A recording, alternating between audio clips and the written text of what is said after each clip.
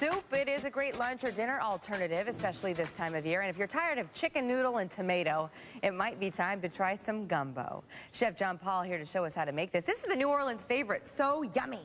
You know what? This is one of my favorites as well. And let me tell you, come on in. Let me show you what we have on the plate here. Now, gumbo is a traditional dish, and what would happen is somebody would be at home cooking, and they'd make this gumbo base. And then when somebody came home from work and they'd have this catch of the day, or they'd have chicken or something like that, they'd throw it into the gumbo pot. So what we're going to talk about today is a very basic gumbo that you can really just go bananas with and mix and match. So what I have on the plate here, I have a little bit of smoked ham, which is, in New Orleans they call it tasso, but you can also use prosciutto. I also have a little bit of andouille sausage. All right, so you're going to find that a lot of the flavor really comes from these two items right here. Now on here is a really funky ingredient that you see a lot in New Orleans cookery called okra. Now, okra is, it's about finger length. And when you cut it open, it's got these seeds in it, and you think it's squash, but as you start to cook it, a lot of people don't like it because they say it's slimy. Well, we want that slimy because that's going to thicken the okra. It's going to give it the body. There are three ways to thicken a beautiful gumbo. And the first way is okra. All right, that's the most traditional. It'll thicken stuff all by itself. The second way is a roux. And if you remember, we've been using roux a lot, and that's the flour and the butter. And you tighten that up, and you cook it until it turns kind of brown. The third way is something called gumbo filet. Now, filet is sassafras root that's been ground up into a fine powder, and you would mix that with water and add it in at the very end, and it has kind of that slimy feel to it. It's the stuff they make root beer out of. So it has kind of a deep, rooty, kind of a pine flavor to it, believe it or not, that just makes a lot of people identify gumbo with that flavor.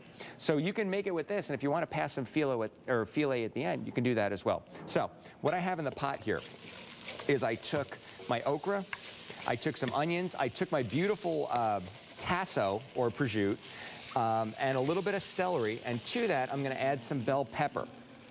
Now, those three ingredients, the bell pepper, the onion, and the celery, are referred to as the Cajun Holy Trinity, and you'll see them go in just about anything. So I'm using sweet red bell pepper, but you could use green bell pepper as well, but not a spicy pepper. I've added my okra, and I want to glaze the okra, and if you can notice, I don't know if you can see it, but there are little strands coming off of it. And it looks kind of weird, but that's the stuff that's going to thicken it up. So to that, I'm going to add my beautiful andouille sausage. Now, I'm going to be making a chicken and sausage gumbo today. So I'm going to add my chicken right now. Now, this is cooked chicken. And get that going. And I'm going to cook this. I've been cooking the vegetables about 10 minutes before you join me. So I got 10 minutes of cooking going on in here. So they're all sweated down. They look beautiful. And my vegetables are nice and translucent and soft now. To that, I'm going to add chicken stock or ham stock. All right, they use a lot of ham stock down there. And mix that through. Bring that up to a boil, and then add some tomato.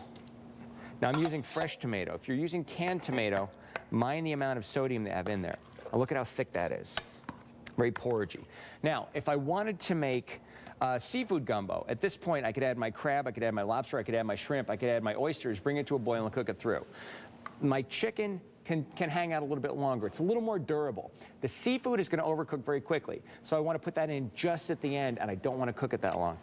So when this comes up to a boil, I'm going to either add my rice to it, or I'm going to use my rice as a garnish at the end and put a little scoop of it in. So I'm going to add some rice to it now. Now, this is cooked rice, and just let that heat through. And then at the end, you got to see this. I've got this incredible rib-sticking soup. Look at how thick and rich that is. And just pile that on. So it's a soup, but it's really almost stew-like. And I love this, especially when you got the bowl games coming up and all that stuff, because you can throw it in a crock pot and let it hang out, and people can help themselves.